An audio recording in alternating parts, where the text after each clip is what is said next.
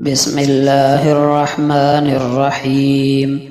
حضرت علی کرم اللہ وجہہ کے بارے میں منقول ہے کہ ان کے پاس ایک غلام آیا اور کہنے لگا، میں اپنا بدلے کتابت ادا کرنے پر قادر نہیں ہوں، یعنی مال کتابت ادا کرنے کا وقت آ گیا ہے مگر میرے پاس مال نہیں ہے، اس لیے آپ مال و دعا سے میری مدد کیجیے۔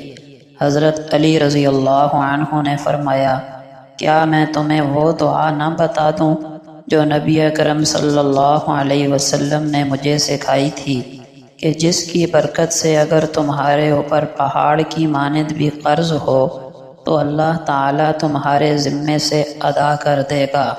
تو سنو، وہ دعا یہ ہے، تم اسے پڑھ لیا کرو۔ اللہم اکفنی بحلالک عن حرامک واغننی بفضلک عمن سواک۔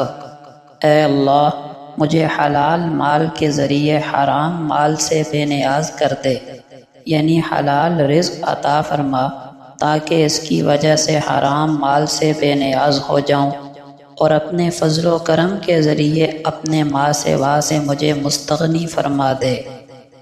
حضرت ام سلیم رضی اللہ عنہ نبی اکرم صلی اللہ علیہ وسلم کی خدمت اقدس میں حاضر ہوئیں اور عرض کیا، یا رسول اللہ، مجھے ایسے کلمات سکھلا دیں جن کے ذریعے میں اللہ سے دعا مانگا کروں۔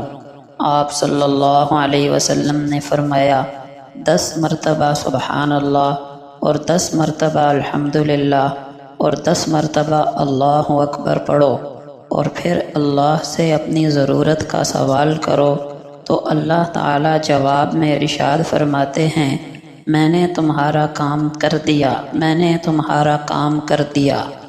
نبی اکرم صلی اللہ علیہ وسلم نے فرمایا، اس ذات کی قسم جس کے قبضے قدرت میں میری جان ہے، اگر کوئی شخص جنگل سے لکڑیوں کا گٹھا اپنی پیٹھ پر باندھ کر لائے پھر اسے بازار میں بیچ کر اپنا رزق حاصل کرے تو وہ اس شخص سے بہت بہتر ہے جو کسی کے پاس آ کر سوال کرے، پھر جس سے سوال کیا گیا ہے وہ اسے دے یا نہ دے۔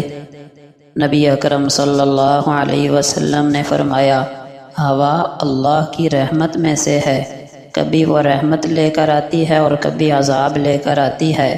جب تم ہوا چلتی دیکھو تو اسے برا مت کہو، بلکہ اللہ سے اس کی بھلائی مانگو اور اس کے شر سے اللہ کی پناہ چاہو۔ حضرت انس رضی اللہ عنہ سے روایت ہے کہ رسول اللہ صلی اللہ علیہ وسلم نے فرمایا، جب اللہ بندے کو کوئی نعمت دیتا ہے اور بندہ الحمدللہ کہتا ہے تو بندے نے جو شکر ادا کیا وہ ملنے والی نعمت سے افضل ہے۔ نبی اکرم صلی اللہ علیہ وسلم نے فرمایا، موسیقی دل میں نفاق ایسے اگاتی ہے جیسے پانی کھیتی کو اگاتا ہے۔ نبی اکرم صلی اللہ علیہ وسلم نے فرمایا، میں نے اپنی امت میں سے ایک آدمی کو دیکھا کہ اس پر قبر کا عذاب مسلط ہو گیا، تو اس کی نماز آئی اور اس کو اس عذاب سے بچا لیا۔ نبی اکرم صلی اللہ علیہ وسلم نے فرمایا، بندے کی دعا قبول ہوتی ہے جب تک کہ وہ جلدی نہ کرے کہ یوں کہنے لگے، میں نے دعا کی تھی اور میری دعا قبول نہیں ہوئی۔ رسول اللہ صلی اللہ علیہ وسلم نے فرمایا، جس نے عصبیت و قوم پرستی کی دعوت دی وہ امت مسلمہ میں سے نہیں ہے، اور جس نے عصبیت و قوم پرستی کی بنیاد پر قتل و قتال کیا وہ بھی امت مسلمہ میں سے نہیں، اور جو عصبیت و قوم پرستی کی حالت میں مرا وہ بھی امت مسلمہ میں سے نہیں۔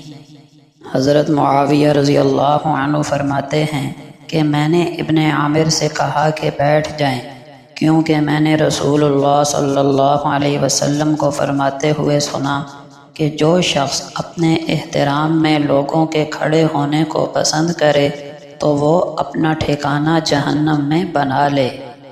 نبی اکرم صلی اللہ علیہ وسلم کا فرمان ہے، مسلمان کی ناحق بے عزتی کرنا سود کھانے سے بھی بڑا گناہ ہے۔ آدمی کی برائی کے لیے اتنا ہی کافی ہے کہ وہ اپنے مسلمان بھائی کو حقیر سمجھے۔ آدمی اپنے اچھے اخلاق کی وجہ سے دن کے روزے دار اور رات کے شب بیدار کا درجہ پا لیتا ہے۔ میں اور میری امت کے پرہیزگار لوگ تکلف سے بری ہیں۔ سخی گنہگار اللہ کے نزدیک بخیل عبادت گزار سے بہتر ہے۔ آگ خشک لکڑیوں میں اتنی جلدی نہیں لگتی جتنی غیبت بندے کی نیکیوں کو خشک کر دیتی ہے۔ لوگوں میں سے برا وہ ہے جس کی تعظیم اس کے شر کے خوف سے کی جائے۔ دنیا اس شخص کا گھر ہے جس کا گھر نہ ہو، یعنی آخرت میں۔ اس کا مال ہے جس کا مال نہ ہو، اسے وہی جمع کرتا ہے جس میں عقل نہ ہو۔ اس پر وہ عداوت کرتا ہے جسے علم نہ ہو، وہ حسد کرتا ہے جس کو سمجھ نہ ہو، اور اس کے لیے وہ کوشش کرتا ہے جسے یقین نہ ہو۔